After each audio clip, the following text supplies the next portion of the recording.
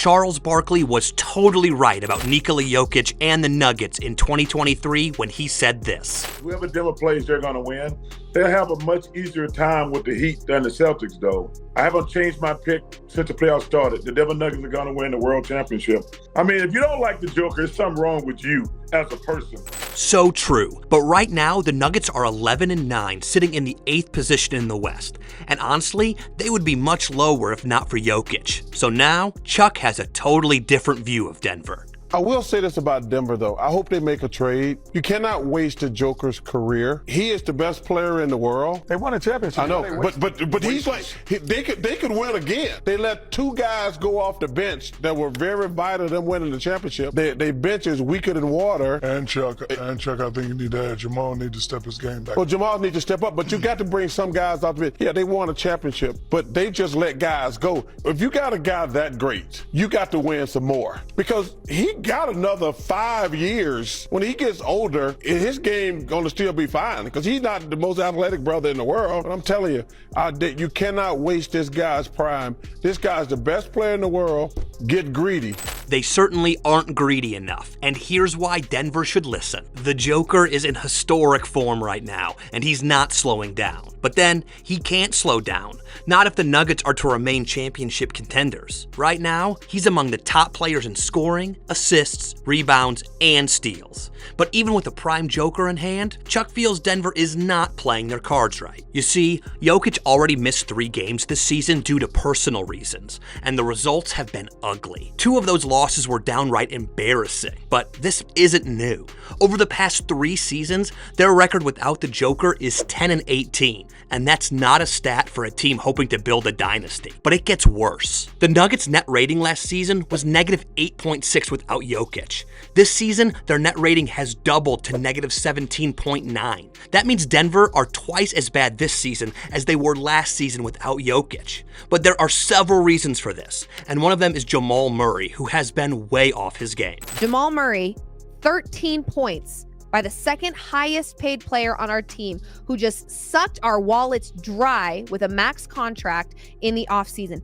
13 points, 6 rebounds, 7 assists, okay, 3 steals. He did have some big steals. I'll give him credit there. 6 turnovers. 13 points and 6 turnovers by Jamal Murray, who just got a max contract, has yet to show up. This is a player that will be paid $36 million by the end of this season, which essentially was the Nuggets' way of saying they believe he's the perfect guy to complement Jokic. But what does he do? He's been putting UFC matches over his team. There's a video of Jamal Murray at the UFC fight in New York.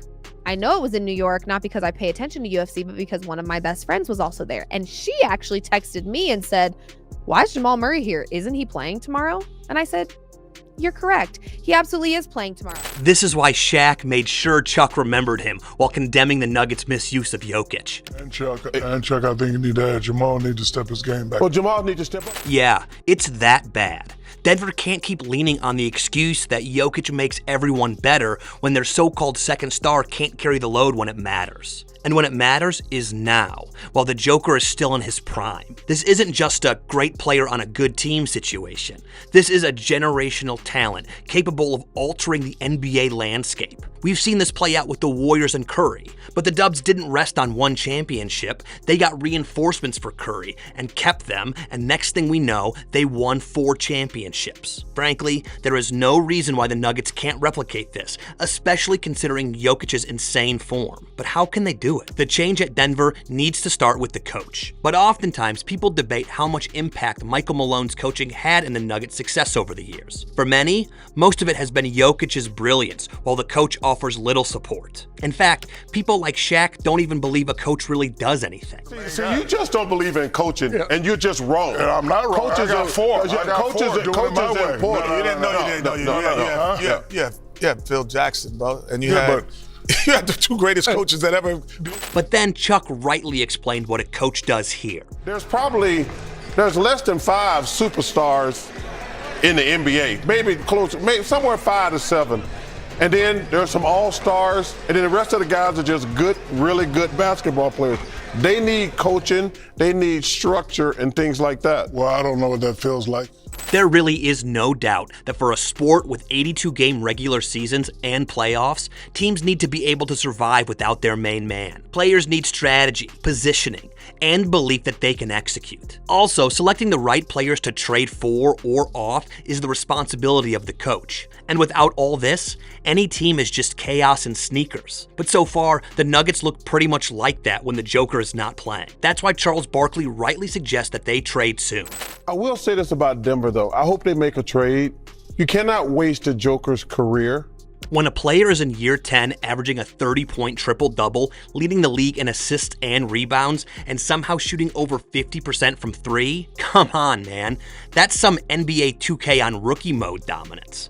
They should be doing better than 11 wins from 20 games. This is a player that doesn't even need much support to get Denver more wins. And what's more, Jokic does all this without being athletic, which, according to Barkley, means he can remain a top player for the next 5 years. You got a guy that great. You got to win some more. Because he got another 5 years. Because when he gets older, his game gonna still be fine. Because he's not the most athletic brother in the world. So that means they can win for a long time if only they listen to Chuck and start making the right moves and stop wasting Jokic's prime. And speaking of Jokic's prime, there's no doubt that his numbers are up there with the NBA's greatest players ever. But at the end of the day, we all know he won't be getting the recognition he deserves unless he has the right number of rings. At the end of the day, Nick, if he only wins one, it's weird. Nobody's going to, at the end, they're not going to be like, yeah, but he didn't have Kobe like Shaq. It's going to be, he only won one compared to Shaq's 4 or compared to Bird's 3. Right. And so he's got to win more to rise. Or at least. But right now, Denver isn't built to make this happen. Sure, they've got young talent in Braun, Watson, and Strother, but as Chuck said, these aren't NBA superstars, so he needs more support. The truth is, Denver really hit the jackpot with Jokic, especially in terms of production. That is a luxury to have Nikola Jokic available as much as we've had him available. This Nuggets team needs to figure out how to win without him, period. Because again, it is not realistic to assume that Nikola Jokic can play 40 minutes of basketball almost every game for an 82-game season. It's not realistic. But now, they absolutely need to protect their MVP from burnout while still gunning for a top seed. That means making tough decisions now, before Jokic's incredible run becomes another what could have been story. But what have they been up to? Well, they let Bruce Brown and KCP walk. Bruce was the guy who could switch onto anyone and hit timely shots. KCP was the veteran sniper who kept defenses stretched. Losing them messed up Denver's depth. And the front office's response? Nothing. In fact, Russell Westbrook, who's been impressive so far, was a move that Jokic himself engineered. And Westbrook's revival has been so powerful that it's probably the one thing that can awaken Jamal Murray. Actually, the only game he did decide to show up in was the one where he probably felt like Russell Westbrook was pretty close on his tail because Russell Westbrook had taken his starting position while he was out with a concussion.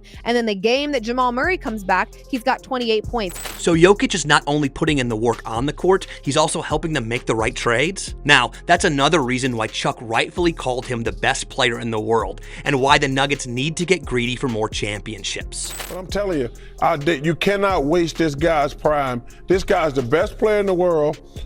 Get greedy. The bottom line is this: Jokic doesn't need to prove he's the best. He's already there. What he needs is a front office willing to take risks and surround him with the right talent. Denver's championship window is now, not next season or the season after. Every year they waste is one step closer to watching Jokic do what so many stars have done before: drag a team to greatness and then wonder what more could have been done. Jokic is generational, and the Nuggets need to start acting like it. But do you agree with Chuck's assessment? Let us know in the comments. And if you enjoyed this video, then you should see our video on why Jokic wanted Westbrook in Denver.